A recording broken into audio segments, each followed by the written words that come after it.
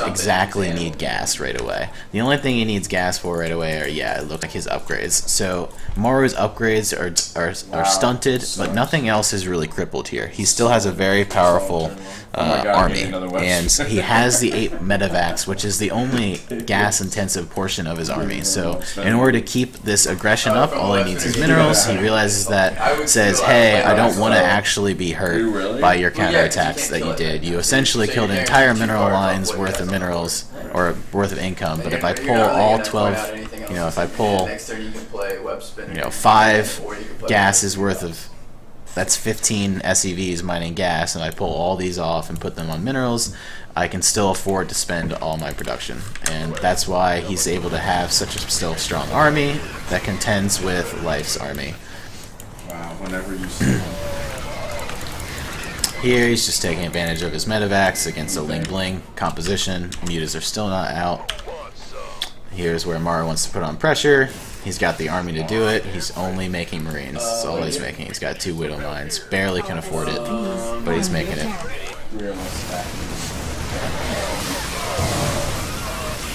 And this is where the micro engagements come into play. Once he gets the medevac, once he gets the mutas out, you'll see that he like desperately tries to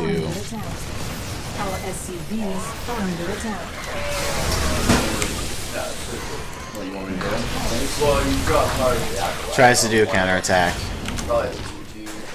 Mutas are finally out, kind of, only 3.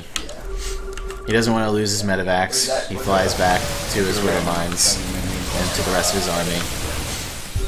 Continues the frontal push. He's not on creep, and the 3rd base is right here. This is pretty much the best scenario for Maru. There's absolutely no creep, and he gets to be right in front of the 3rd base. So he throws small armies forward. With these small armies that he's throwing forward, Life responds with throwing small armies forward along with him. He doesn't have a good muta count though, and a muta count is what helps Life come out ahead on these small engagements. If you have a muta ball sniping a medevac as you have these small engagements, it makes it a lot better. This was questionable, fighting off creep. It's because, as you see, he desperately wants to kill these medevacs.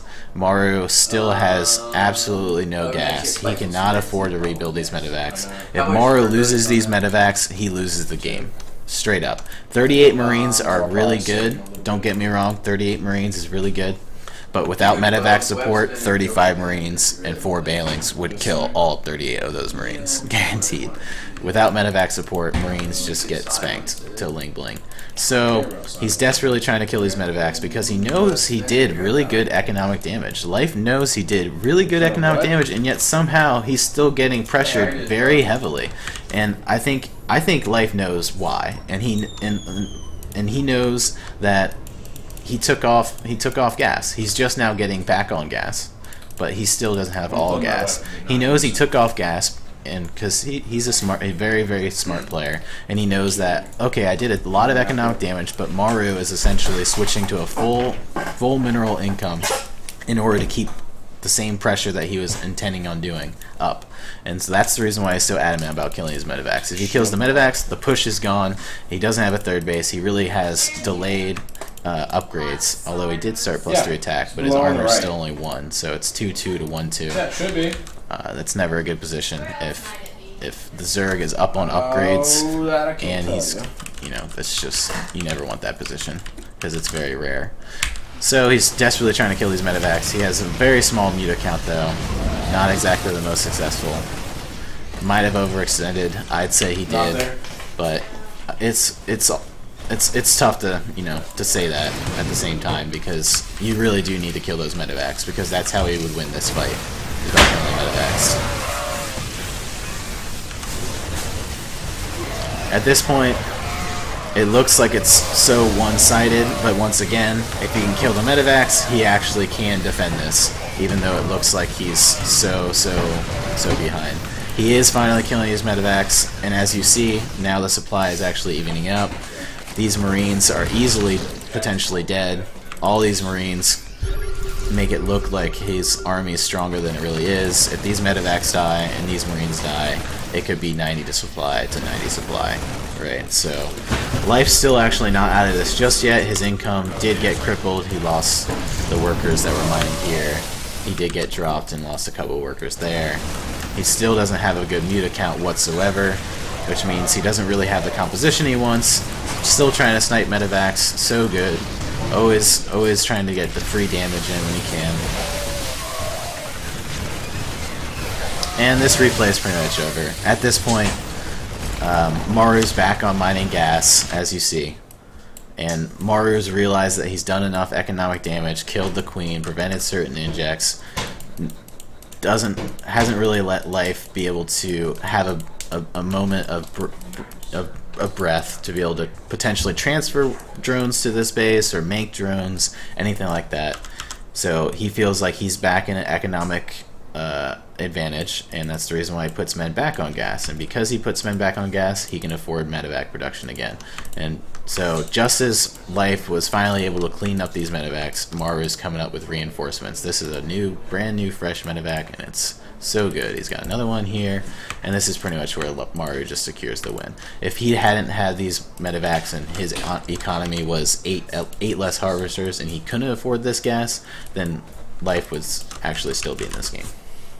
And that's pretty much the end of this game. So, to sum it up, Crete spread, hurt him. Counterattack was really good, killed a ton of SCVs, but because of the gold base, he was able to keep up with a very mineral-heavy push, kept up with his 8 medevacs, and because there were no mutas for so long, he was never really able to punish the fact that Maru couldn't remake those medevacs. And so those 8 medevacs lived the entire game for the most part and helped secure Maru the win, even with only 43 SCVs. I think you said underneath the stove, right? Down that fire.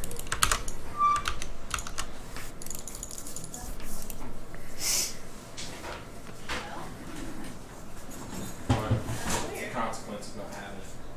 Well, this is a boil with water.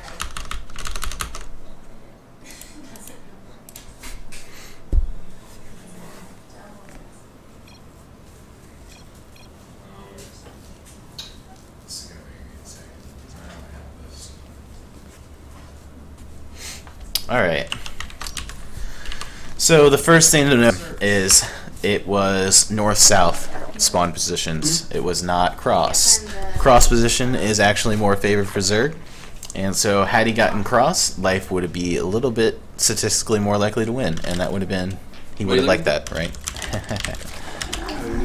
So it's north and south. Maru's probably happy to see that when they do figure out. Although life does get the first first scout off with his overlord, which does help him. He's once again respecting Maru and sending that drone scout out for potential proxies, knowing that Maru is very good with proxies. He scouts cross position because his overlord's scouting in the north position. You lost what? Goes hatch, then pool. Goes up the ramp, sees nothing, knows that it's got to be north. Sends the drone back home, knowing that the overlord's going to do the drone's job. No need to send that north. Goes for a third hatchery after the pool. He saw a late gas and knew that there had to have been CC first, because that late of gas means that it's either a Marine opener or it's a late Reaper opener. And it actually is a Marine opener, but who cares about 2 Marines? You can take a third base if there are only 2 Marines on the entire map, right? And so he realized that chances are it's CC first, and if it is a Rax opener, you know, it's not like he's getting super fast gas, so it's not like there are a bunch of Reapers coming towards my way. So I can afford to take a fast third. And life is still going gasless. He's going very, very much so gasless. He's only got 1 gas. Just started getting a good drone count in, starting up queens. Of course, wants to get up to that 5 queen magic number that life loves. He loves getting 5 queens. Alright, so this is a pivotal moment in the game right here.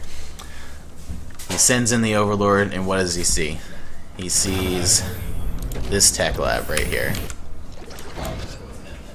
Right, boom, right there. And instantly pulls back the second. And what does he do? He instantly builds a spine crawler. So he sees Banshee and he builds spine crawler. So why does Life build a spine crawler the second he sees Banshee? The answer to that is he loves his 5 queen opener, but he uses those 5 queens to push back the Hellions, right? But if Banshee plays in play, he's gonna have to use his Banshee or use his queens to defend the Banshees.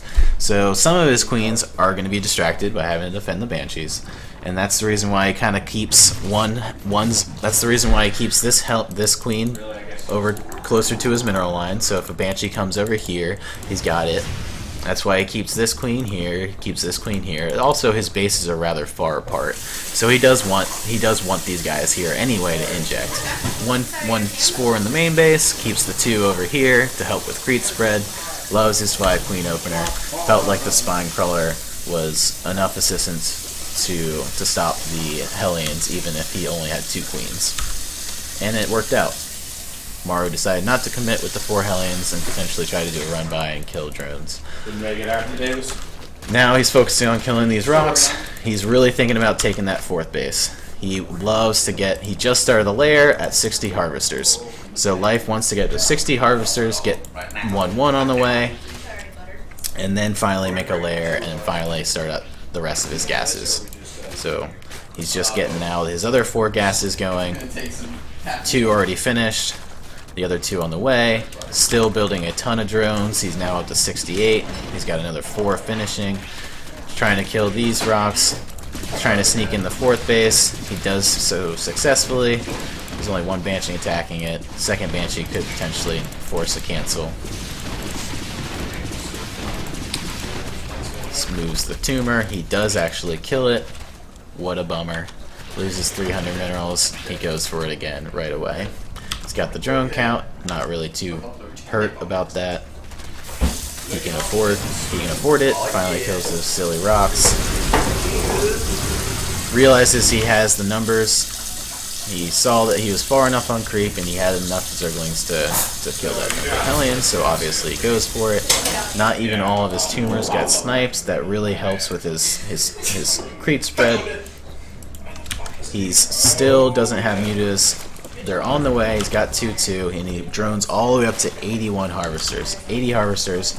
And this was a really great play. He moves the Spore Crawler to this position because he knows his mutas are so late. Because his mutas are so late, he knows he needs this Spore still at this spot to protect against a drop that sneaks around this Spore and potentially drops this side. He wants this Spore to keep his spine and his drones a little bit more safe and his queen. But he also wants this Spore here. Why does he want this Spore here? He makes this Overlord poop creep and builds a Spore right here for exactly what happens next. He knows that he's on only Ling Bling, and it's very difficult to prevent double drops where they can drop here and then lift and drop here and then lift and then drop here and then lift and drop here. And Maru tries that. Even has Banshee support, killing a couple drones. But what does this do? All the Ling Bling was on the low ground, and the Banelings are so slow, and double drop can actually kill these Zerglings by themselves. So what does this Spore do? It's, one, obviously hurting this medevac a lot, so then it kind of puts a timer on Maru's kind of pressure. But it's also just buying him so much time. If this Spore wasn't here, he would land, have killed this this Overlord already, probably stem forward and snipe this queen. And so Life would have lost a queen. So this Spore kept his queen alive, did a bunch of damage to this medevac.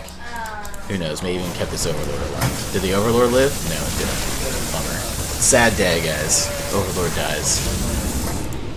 But, so it bought him a lot of time for his mutas to be able to come out. And that's one of the biggest things about Life's play, is he plays a very delayed muta style, and he uses Ling Blings to defend against the drops until his until his mutas come out. And that is why he's able to afford 80 harvesters at like the 11-minute mark. He actually scouts this. I'm not sure if he does honestly see it. I guess he did. And that's why he's got this in play. Got a little distracted, losing a couple failings for nothing.